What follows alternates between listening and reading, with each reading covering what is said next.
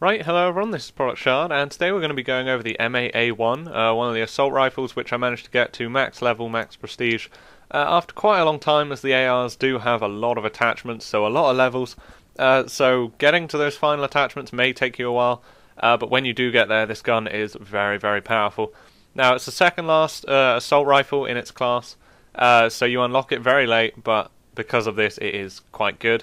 And it is a four round burst gun, so instead of the usual 3 shots, it fires 4, and has a small delay between bursts, which means obviously the recoil, it has a chance to center again, and then makes the gun very, very accurate across long and medium ranges.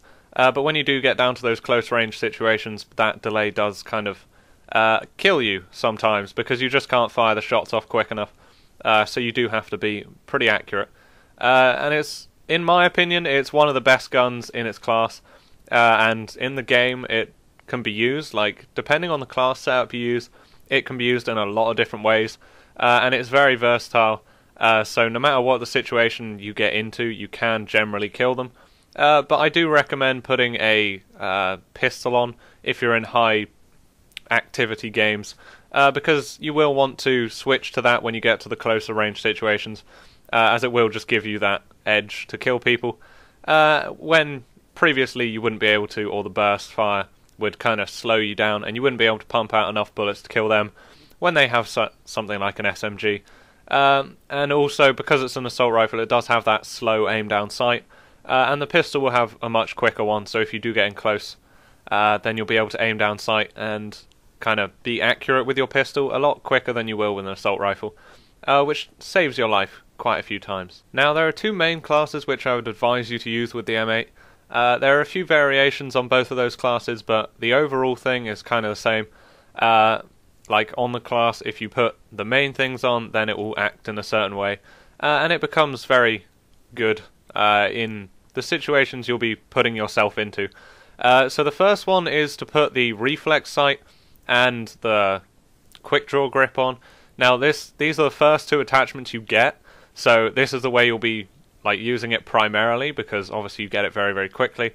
And the only thing I would change about this is maybe put a stock on instead of the quick draw grip later on, if that's kind of the way you prefer to use it.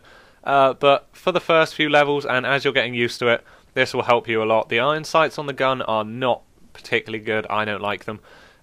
So the reflex sight is going to let you see the recoil and see where you're firing a lot easier, and you'll get used to the gun pretty quick. And then the quick draw grip is just going to quicken up your aim down sight, and when you do get into the situations where you need to kill people, you'll just be aiming down sight much quicker, and it just keeps you alive, whereas putting something like a fast mag on doesn't really help in some situations. But this is a class I use primarily for search and destroy, and I have certain perks that help me out with that, but I'll go over that in a sec. Putting these 2 attachments on makes it very good at the whole long medium range thing, and therefore you don't really need the silencer, because you're going to be trying to play at longer ranges. You don't want to be getting up close and getting in their spawn and stuff with this, because obviously they'll see you on the radar and probably kill you pretty quick. And if they come along at you with an SMG or something, you're likely to die up against them because of the burst delay that I said. It's good in S&D, which is one of my primary games that I play, with certain perks, as you can kind of get to lines of sight really quick, and it is just generally really good when you do get to lines of sight and at that long range. You're very likely to kill them before they kill you, unless they have an AN-96 or something, because that will kind of give them a bit of an edge.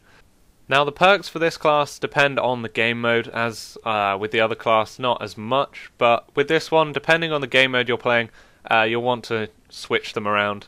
For Search and Destroy, which is what I use, what I play the most, I've got Lightweight, Cold-Blooded, Dexterity, and Extreme Conditioning. No pistol on there, because you can kind of change the situation you're in S&D a lot easier, and you can change your playstyle because every round it resets. So you don't really need that pistol on there, because you can get yourself in a position where you're only going to be coming up against long and medium range enemies.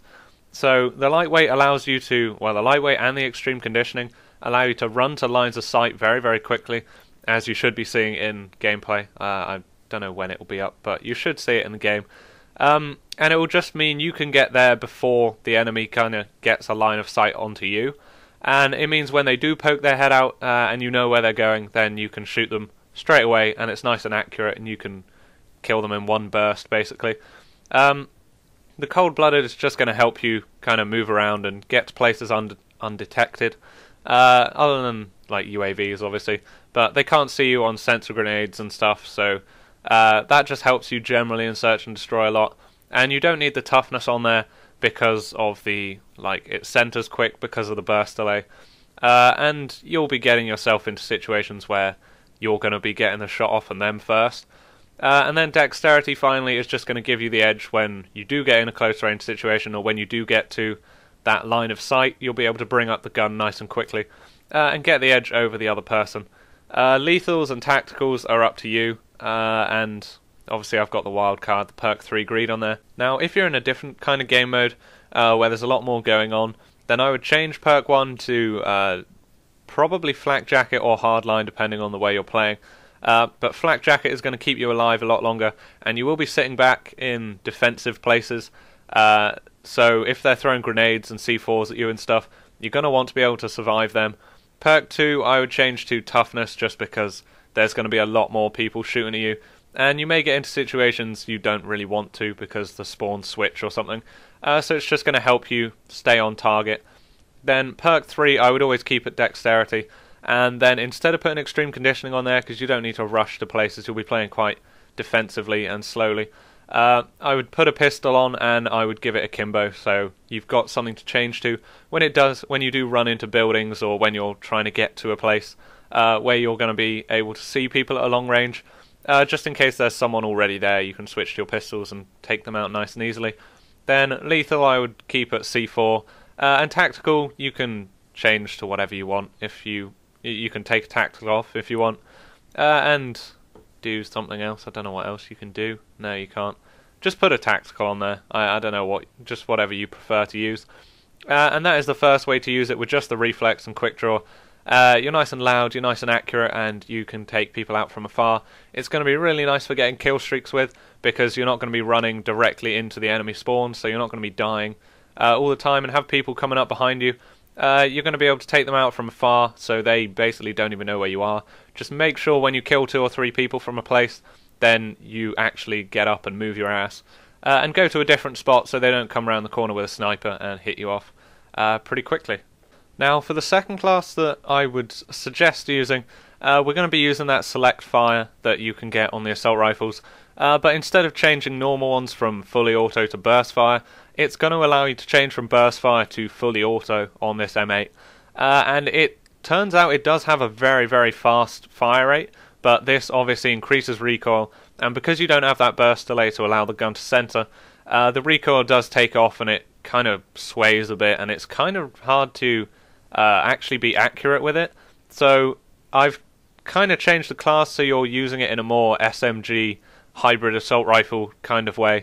You're going to be running pretty quick. You're always aiming down sight because you'll want to, and you're just going to be kind of running into people's spawns instead of sitting back, because you can't really deal with the recoil from afar. But because of that fast fire rate, you're going to be able to kill people very quickly, and it is still very, very reliable, and it's just a nice faster way to use it.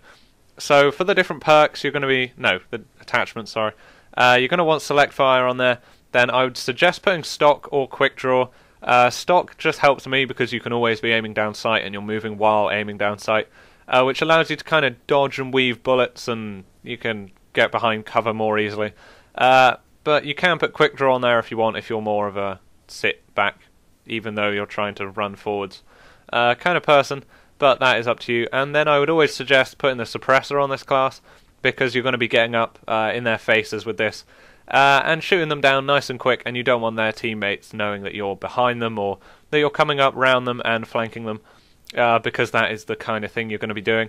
Perk 1 is dependent on your game mode that you're on.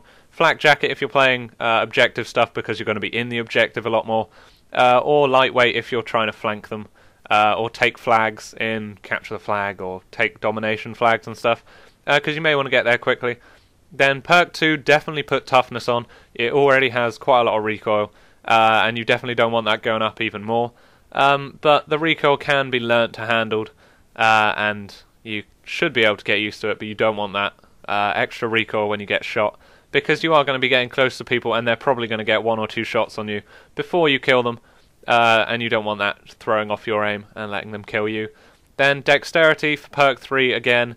You're going to be running close to people, so you're always going to be wanting to bring the hip fire up nice and quickly.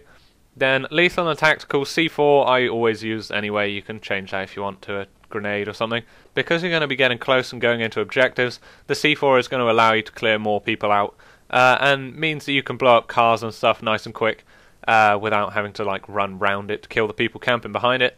Then tactical, I started using an EMP grenade, because if you are running close to people and they do have claymores down and stuff like that, then before you go into an objective or into a building, you just lob that in. It will destroy all the equipment and allow you a nice safe passage straight into their camping spot or into their spawn, or flanking round behind them, which will allow you to get nice kills. And obviously you've got the wild card, the primary gunfighter on there, because the select fire is kind of annoying that it takes up a attachment slot, and you do want to have the extra 2, because the select fire just changes the gun in a weird way, and it doesn't really act as a proper attachment. It doesn't help you in any way. You can swap out one of them for a sight if you really don't like the iron sights, but getting nice and close to people, you're not going to have to be really accurate, and you can just kind of get their body in the vague circle that there is for an iron sight, and you should be perfectly fine. But the thing I would tell you to do most is use the select fire properly, especially in games of search and destroy. If someone is too far away and they haven't seen you yet because you've got the suppressor, they don't know you're there, switch it to like burst fire because it is more accurate. But then once you have killed them at the range, make sure to switch it back. This will help you get quite a few kills, and if you don't use it, then you're going to get really frustrated that, oh, I keep firing and it's not accurate and it won't kill the guy that's like half a map away. But if you do switch it to select fire, then you're going to get him a nice 1 or 2 burst kill, and it's going to be nice and easy. But you do have to kind of force yourself to do it in some situations, and it can feel like you're going to die because it takes a second to switch it. But it will get you a few kills, especially in search and destroy. In other game modes, you can probably just run at him and he won't see you. But you don't want to die in search and destroy, so it's going to allow you to stay back in some situations where you wouldn't want to just run out in the middle of the map. Now that's it for the M8, like the classes that I would use. There's only one thing that I want to say at the end, which is more of a ranting thing, is that like statistically and just generally when you use this gun, it should be the perfect gun for using an ACOG sight. It has the burst fire, which means it's nice and accurate. It has the long range capability, which means the ACOG is obviously really nice because you can kill people cross map, and stuff like that. The ACOG should be brilliant with this gun, but it's just not. The ACOG doesn't seem good on any gun in this game, other than snipers if you want to be close range. And that kind of annoys me because it should be good, but you can never get yourself at a long enough range where the ACOG is actually helping. If you just put on a reflex sight, you'll be killing people a lot quicker because the ranges just aren't long enough. In Call of Duty, the maps just aren't big enough for the ACOG to actually help you enough. And if you do start firing at someone, and generally, because of the short ranges that you'll get in, an SMG is going to kill you before you can like actually kill them with an ACOG cross map. Because SMGs are just like that. So don't bother with ACOG sights, even though it should be absolutely perfect. Just nice reflex sight is probably going to be the best one if you do want a sight on there.